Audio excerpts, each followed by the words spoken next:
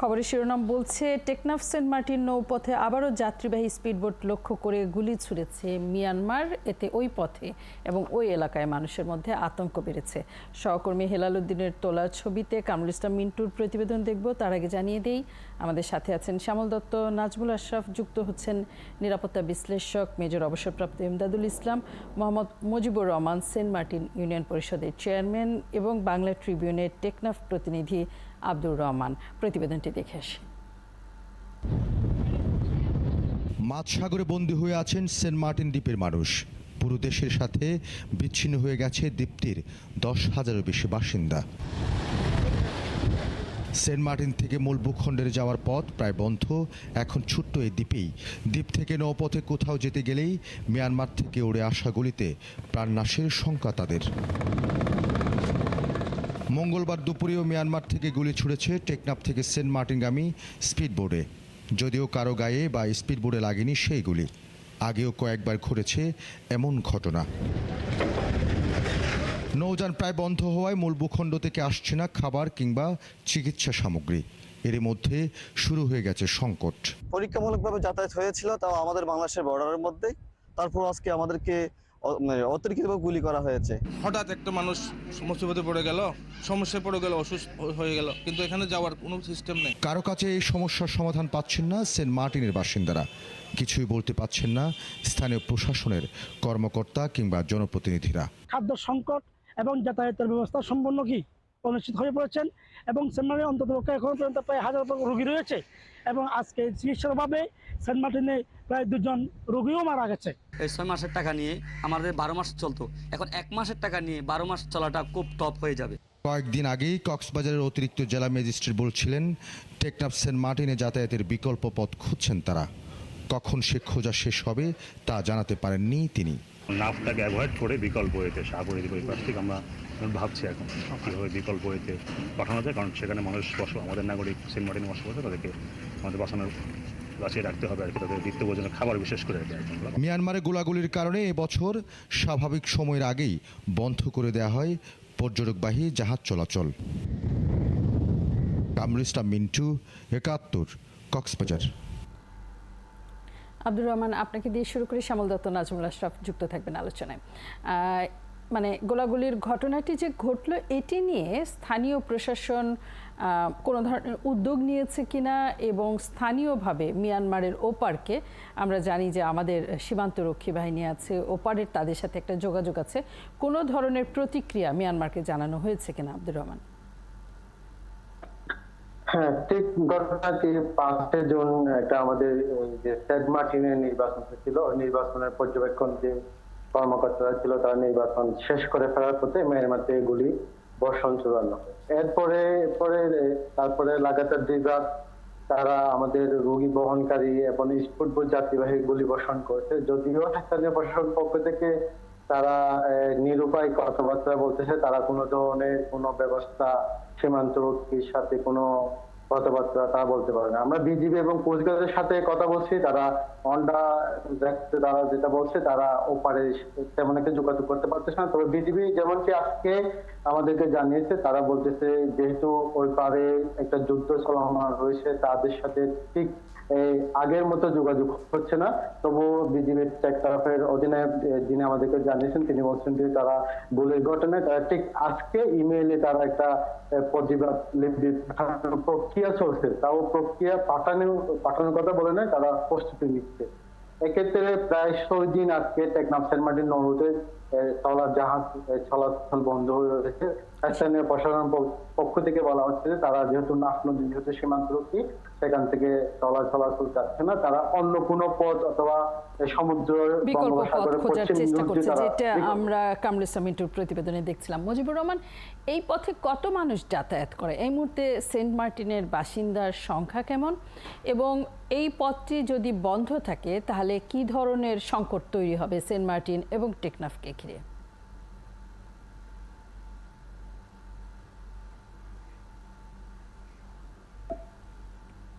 মুজিবুর রহমানের সংযুক্তি আমরা কারিগরি ত্রুটির চ্যালেঞ্জের মুখে আছি। এমদাদুল ইসলাম এই ঘটনাকে নিরাপত্তার দৃষ্টিকোণ থেকে কিভাবে বিশ্লেষণ করেন? নিয়মিত বিরতিতে এরকম গুলির ঘটনা ঘটছে, ফলে বাংলাদেশের প্রতিক্রিয়া কি হওয়া উচিত? মিয়ানমার কি এই ধরনের গুলির মাধ্যমে উস্কানি দিচ্ছে? ধন্যবাদ। আসলে বিষয়টি একভাবে দেখলে খুব বেশি অস্বাভাবিক, কারণ মিয়ানমারের সে অঞ্চলে যেখানের কথা এখন বলা হচ্ছে গোলাগুলি হচ্ছে, সে অঞ্চলটা যুদ্ধে অনেকদিন থেকে ক্ষতবিক্ষত বিধ্বস্ত। সেখানে দুটি পক্ষ বহুদিন থেকে তারা এই কয়েকদিন আগে গত সপ্তাহের শুরুতেই আপনি দেখেছেন, আমরা সবাই দেখেছি যে বুতিরং অঞ্চলে শুধুমাত্র রাখাইন আর্মির খোঁজাখুঁজি করতে গিয়ে অনেক লোক হতাহত হয়েছে, সেখানে অনেক বাড়িঘর জ্বালানো হয়েছে মিয়ানমার সেনাবাহিনী, এবং তারই সূত্র ধরে তারা আপনার মংডুর দিকে পর্যন্ত এসছে, এবং মংডুর হয়ে এই যেসব অঞ্চলে গোলাগুলি করা হচ্ছে সেখানে মিয়ানমার নৌবাহিনীর লোকজন সেখানে টহলরত আছে। হয়তো তাদের একটা জিনিস এখানে, যেটা যদি আপনি সামরিক বিশ্লেষণের দিক থেকে যান, তাদের একটা ধারণা, যা আমরা এটাও জেনেছি মিয়ানমার সেনাবাহিনী সেখানে রোহিঙ্গাদের বেশ কিছু রিক্রুটমেন্ট সেখানে হয়েছে। তাদের একটা ধারণা হতে পারে এখানে পলায়ন পর অনেক রোহিঙ্গা হয়তো যেখানে অবস্থান করছে তারা পালিয়ে বাংলাদেশে আসতে চাচ্ছে, তাদের এখন নিবারণ করা। আগে তো দৌড়িয়েছে, আগে তাড়িয়ে দিয়েছে, এখন কিন্তু যেন পালাতে না পারে, কারণ তারা রিইনফোর্সমেন্টটা হচ্ছে এখন রোহিঙ্গাদেরকে টার্গেট করে। সেখানে তারা চাচ্ছে, তাদের একটা কৌশল, সেটা হচ্ছে রোহিঙ্গাদেরকে রাখাইনদের বিরুদ্ধে এখন ব্যবহার করার একটা কৌশল তারা নিয়েছে। তার জন্য রোহিঙ্গাদের তারা রিক্রুট করেছে। তো আরেকটা জিনিস হচ্ছে, তাদের আরো একটা হয়তো তাদের অ্যাসেসমেন্ট আছে, সেটা হচ্ছে আরাকান আর্মিকে তারা যখন সে অঞ্চলে এখন তারা তল্লাশি করে বেড়াচ্ছে, তাদের একটা ধারণা হতে পারে যে এই নৌ চলাচলের মাধ্যমে আরাকান আর্মি এখান থেকে পলায়ন পর যদি হয় কেউ, তারা এর মাধ্যমে হয়তো ক্রস করে এদিকে গিয়ে আশ্রয় নেবে। আমি জানি না, মানে খুবই দূরবর্তী কারণ বলেই মনে হচ্ছে। শ্যামল দত্ত কোনো কিছু যুক্ত করবেন কিনা? বিশেষ করে এই অঞ্চলে আমরা দিল্লিতে দেখলাম যে অত্যন্ত সৌহার্দ্যপূর্ণ রাজনৈতিক কূটনৈতিক একটি আঞ্চলিক সম্পর্কের দিকে যাচ্ছে দক্ষিণ এশিয়ার দেশগুলো। সেখানে বাংলাদেশের সাথে মিয়ানমারের এই বৈরী আচরণের আসলে কি ব্যাখ্যা? যেটি জনাব এমদাদ বলছিলেন, যে আমি সাম্প্রতিক সময়ে সেই এলাকায় গিয়েছিলাম। আমি প্রায় টেকনাফ, সাবরাং, শাহপরদ্বীপ ঘূর্ণিঝড়ের আগের দিনেই, আজ থেকে 13-14 দিন আগেই ওই এলাকায় ছিলাম আমি। ওটা একটা যুদ্ধ বিধ্বস্ত অঞ্চল এখন। সেখানে মায়ানমারের সেন্ট্রাল অথরিটির নিয়ন্ত্রণ নাই বললেই চলে। মংডু এবং সিতুয়া, যেটা আগে আকিয়াব নাম ছিল, এই দুটি শহর বাদ দিলে পুরো অঞ্চলটি কিন্তু এখন আরাকান আর্মির দখল। ফলে সে অঞ্চলে এই ধরনের ঘটনা বলে, আমি যখন নিজেও ছিলাম সেখানে নানান রকম গোলাগুলি শব্দ আসছিল ওপার থেকে। মাঝখানে একটা নাফ নদী, এই পারে বাংলাদেশ, ওই পারে মায়ানমার, এবং এই অঞ্চলটা যুদ্ধ বিধ্বস্ত অঞ্চল। ফলে এখানে একটু আমাদের সতর্ক থাকতে হবে। এখানে নির্দিষ্ট কোনো অথরিটি এই মুহূর্তে নেই। আমরা যে বলছি প্রতিবাদ জানাবো, কাকে প্রতিবাদ জানাবো? কারণ এটি তো আসলে দখল করে নিয়েছে আরাকান আর্মি, এবং আরাকান আর্মির সাথে আমাদের এখনো বোধহয় সেই যোগাযোগটি স্থাপিত হয় নাই। কদিন দেখলাম সেখান থেকে সীমান্ত রক্ষী বাহিনী, যেটা নাসাকা বাহিনী বা যারা সীমান্তের বিজিবি, যেটা তারা কিন্তু বাংলাদেশের ভিতরে পালিয়ে চলে আসছে।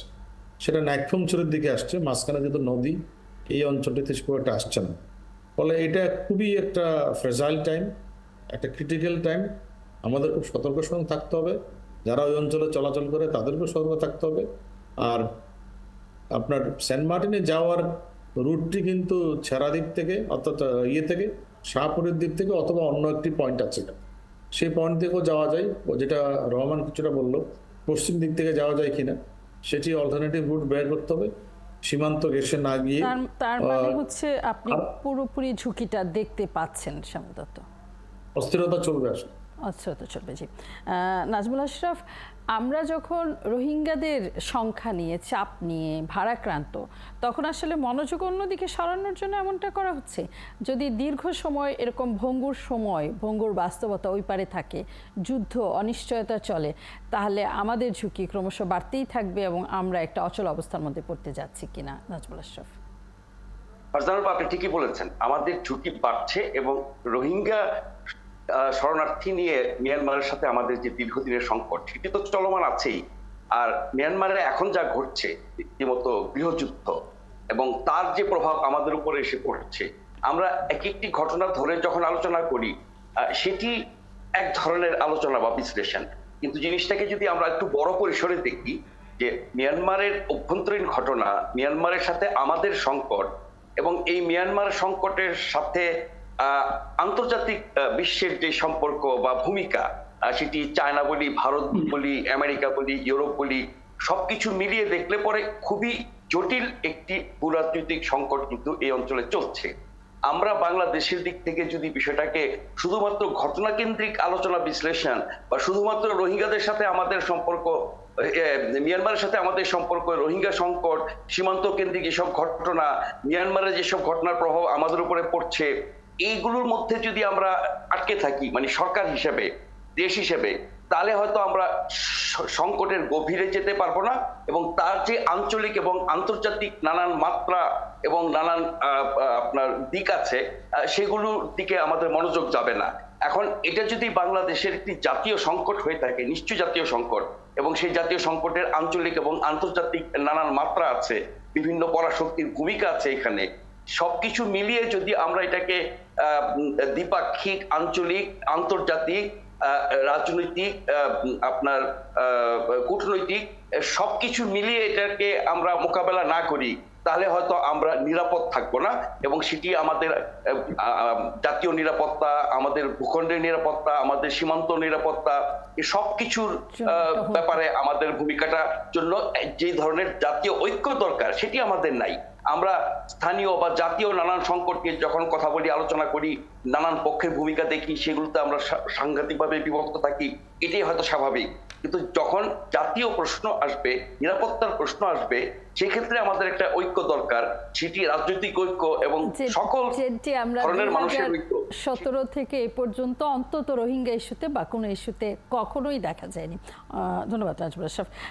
ধন্যবাদ মেজর অবসরপ্রাপ্ত এমদাদুল ইসলাম এবং আব্দুর রহমান, আপনাদের দুজনকে যুক্ত হয়ে এই প্রসঙ্গে আমাদের তথ্য এবং বিশ্লেষণ জানানোর জন্য।